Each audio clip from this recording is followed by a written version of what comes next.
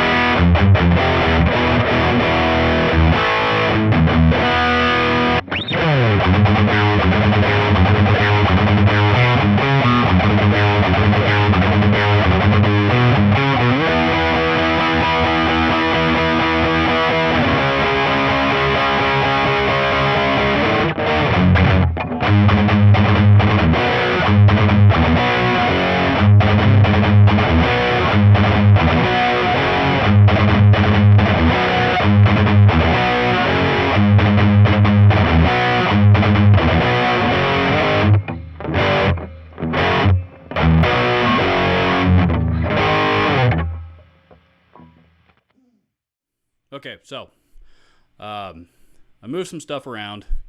Again, like I said, I moved the acoustics over here to this side of the room, out of the way of the trajectory of this speaker cabinet here behind me, and put up those two acoustic panels directly across from the speaker cabinet, and those are, the two combined are actually a little bit a little bit wider, 6 or 8 inches wider, maybe a little more than that actually, and probably 3 or 4 inches taller than the cabinet itself. So and you might even dampen a little bit more outward trajectory as well. So let's play a little bit and see the difference, if you hear any difference on the recording.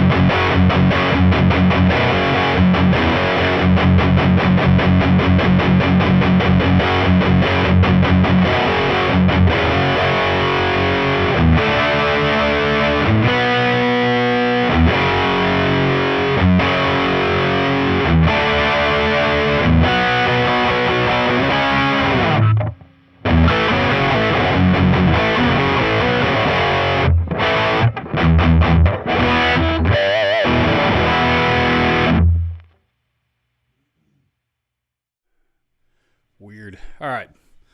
So, I don't, like I said, I have no idea how this is going to sound until I actually hear the recording. But